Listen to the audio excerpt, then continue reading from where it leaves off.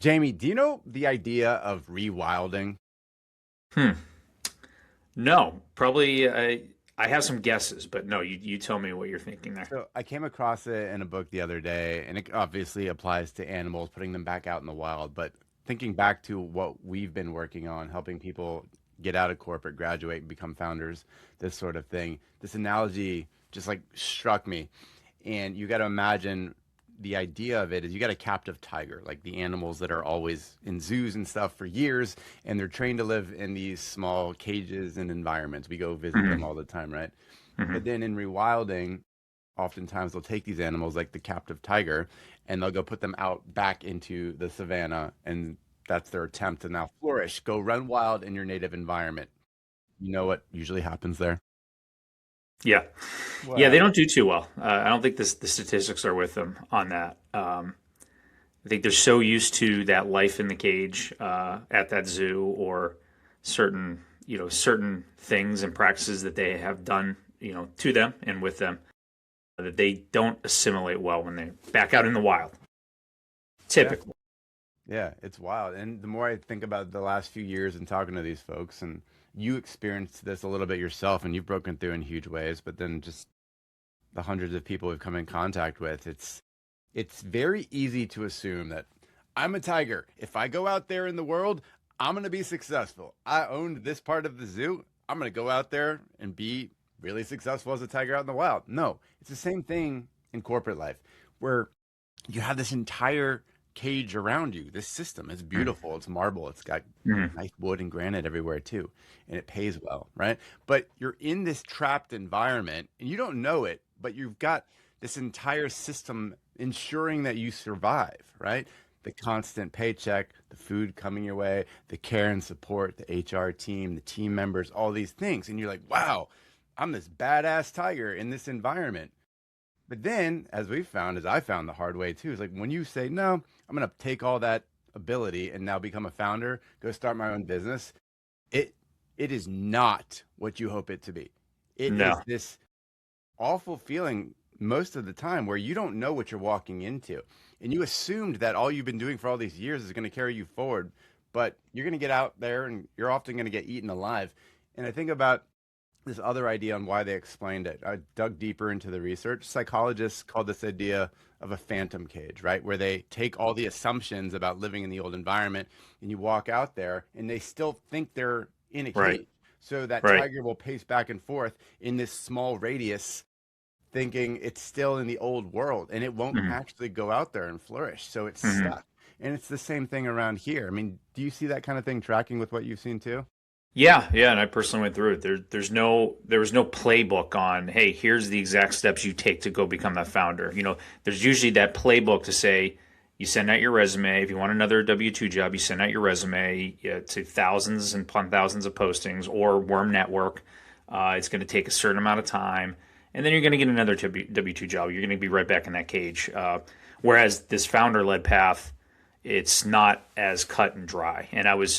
I know we've talked about this before. I was very, very surprised when I was out after being transitioned out. I was out several months, and some of the smartest people I knew in the world that worked at the company I had just transitioned out of were calling me to ask me how I did it. And uh, it wasn't like I had a clear answer for them. I said, here were some of the steps I took. I mean, everybody's journey is going to be different, but I noticed some of them when I would talk to them. I'm like, there's no way. I don't think some of these people can think beyond just go find that next W-2. That's where I get my social value and my worth, and that's what I need to do to provide. And that's fine too if that's what they're going to do.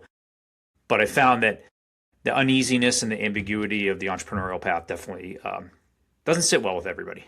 No, it doesn't. And thinking through ahead of this chat today on that whole idea of phantom cages, there's Mhm. essentially three types that I see. Trends look like this. The first one I think is the most dangerous one that people end up in. It's called corporate replication. This is where someone takes all that they've been doing for say 23 years in marketing or engineering or sales and they think, well, if I just repackage that into a new business, I'll be fine, right?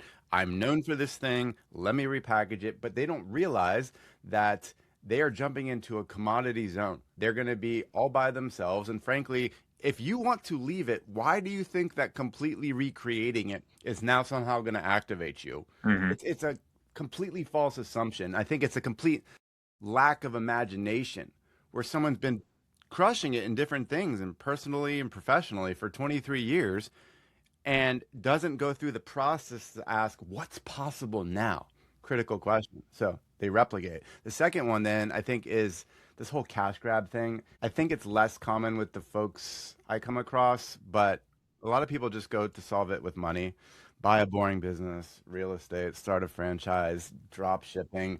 Frankly, while that may play a piece of the puzzle for you, oftentimes it just leaves them wanting, well, this doesn't feel any better than the old environment did. I'm working just as hard in many respects, and now I have no meaning in the whole system. Still asking the question, well, who am I? What am I doing? What's the impact I'm making, right? Some people just want money. A lot of people want deeper meaning in that too. Uh, and I like your reaction after I share the third one. Third one is kind of the copy paste model where they just see someone else doing it. They see like a way of doing like PE work and they take that PE playbook and they actually say, well, no, I'm just going to be my own operator and I'm going to apply it for someone else. Or I'm going to learn some leadership coaching methodology and now I'm going to apply it. It's kind of like an MLM setup where you're just like adopting what's handed to you, kind of like a job, and then you go apply it. And the common thread I see here is that there is a complete lack of imagination. There is a complete lack of understanding of self. Like, what do you Hmm. like doing? Yeah. Who do you want to help in this world? And until you figure that out, I think that cage still holds true. But when you hear those things, what comes to mind for Yeah. you? Yeah. My own journey. I mean, just several months before transitioning out, I knew I needed to really invest in myself and really define space, what that was going to mean for me, and then kind of look at the system that I was going to employ to get there. But it was a real kind of watershed moment for me to think through. I was going to do, and I started this way, even in when I started my LLC, it was just, well, I'm going to do what I've always done, just do consulting and I'll figure this out. And, the good news was I had momentum going forward that I was going to figure this out and I was going to do something, unique and founder led. And I'm glad I went down that path, much, with your help, Matt, too.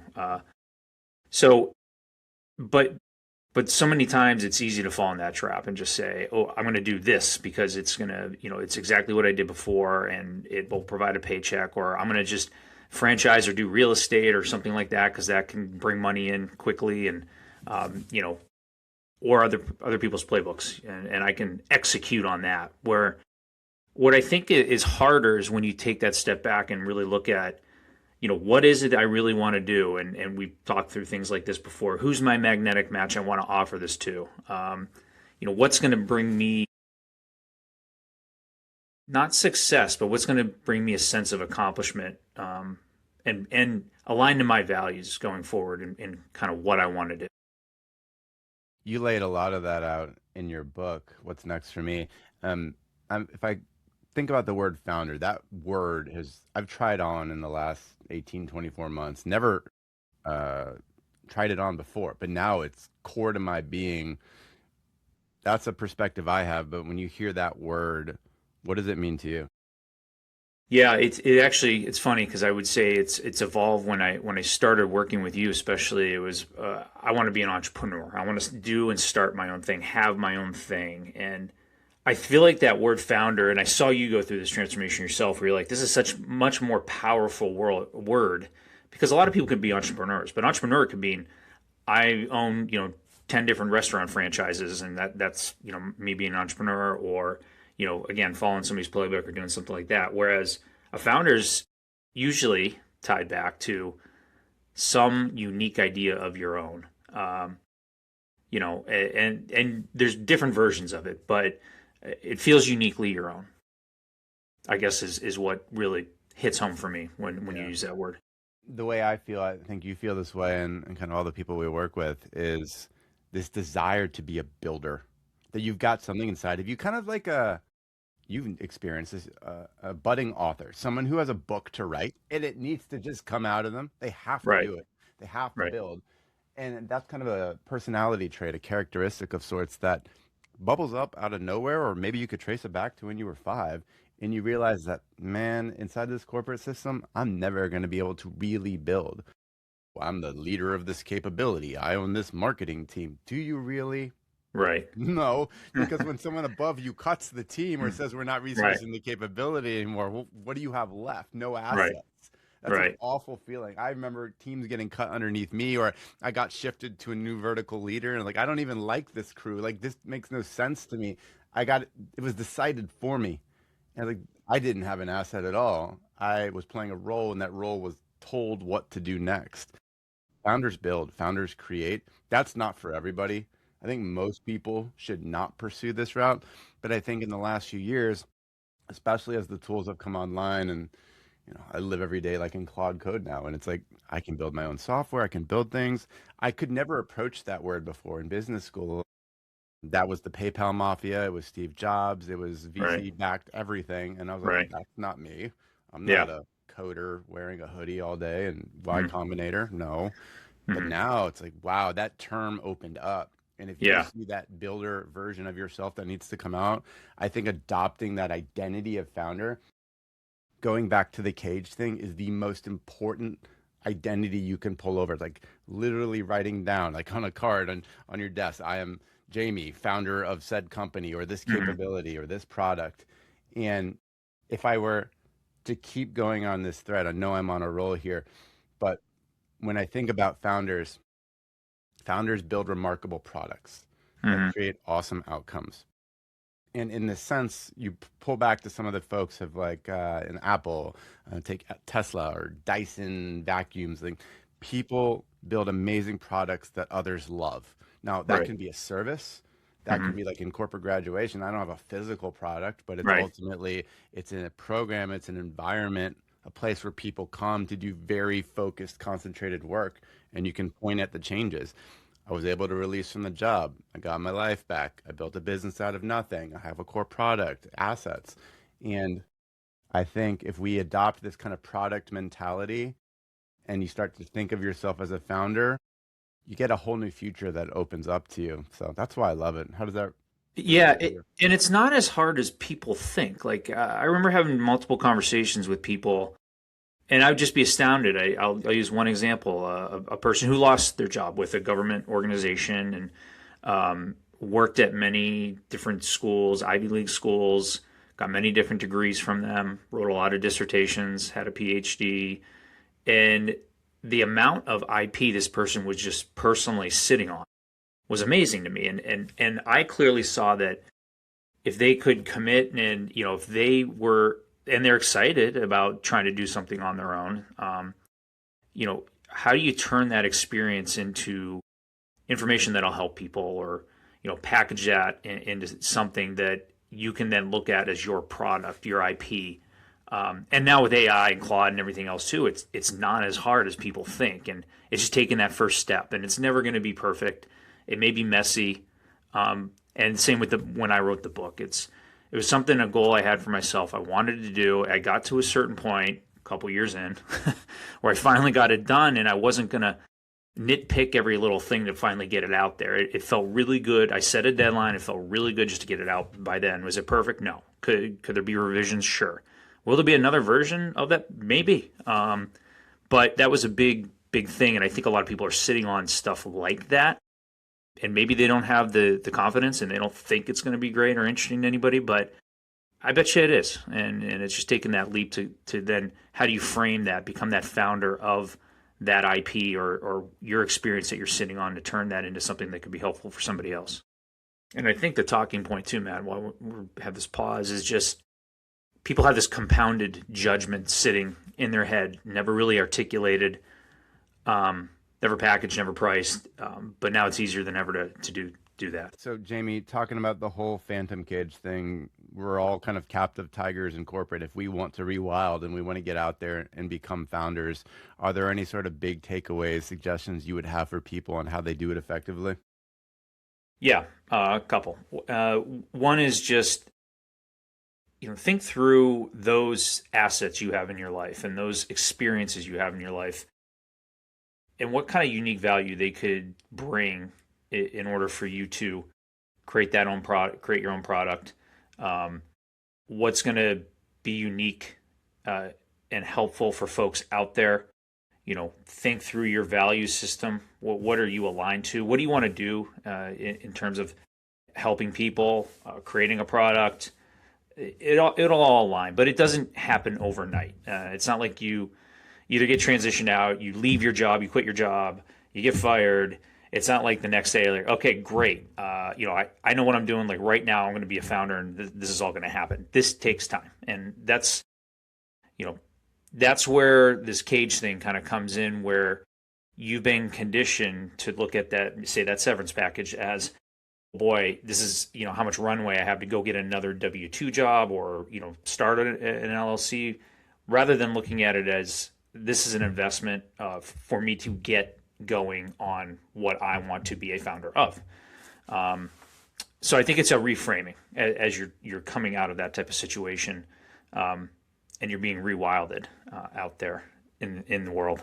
Yeah, it's the truth, right? We were born wild, and then we were put captive since like early age, and now we got to get back out there. And this is the thing that really grinds my gears. If you're not careful, the outside world, the people that try to say, "Oh, you can exit corporate and start a business, be an entrepreneur," it's selling the transformation so short. If you've spent 20, 25, 30 years in a system, Mm-hmm. you are conditioned to live, breathe, and act in that system. And if you don't understand, there's a lot of substantive work to retool you so that Mm-hmm. you can actually be successful with whatever business you build. You are sorely mistaken if you don't understand that. If you Mm-hmm. think it's about, well, just build an offer and start a thing and make some money and all's good. No, you might make a few bucks, but you're going to Yeah. crash and burn and probably get Yeah. eaten alive by the lion pride out there. So there's a lot of work, and I think we'll just keep hammering this home. I know you and I are passionate. We talk about it as exit to elevation, right? There's all these people, whether they are choosing or it's being chosen for them, that are exiting corporate land. And I think we're just hell bent on helping them see a different path and step into some sort of capability that helps them do it. And just proud to be Right. on this And journey with you, man. I was, yeah, me too. And I was never aware of this. And I'm so fortunate you reached out to me that day. And I was still in my W-2, the throes of my W-2 at the time. I knew something inside me was changing more so than, what was going on with my work. And that was changing too. And I could see that coming. But I think it was a real big reset, reckoning moment for me on kind of where I wanted to go and what I wanted to do. I think age factors into that sometimes for people too. And the recent Substack article we just put out had some interesting stats I thought in there about age playing a factor into people starting their own business now. And there's some really good stats in that Substack article that speaks to that. But it really, really was an awakening for me to say, I'm taking agency. I want to own something, and I want to basically see where this will go. And you don't know where it's going to go. And could it be anything down the road? I would hope so. And even if it isn't, I'm glad I took the time and worked on myself, space, system, all of the things that you preach, Matt, to really kind of get going down that road.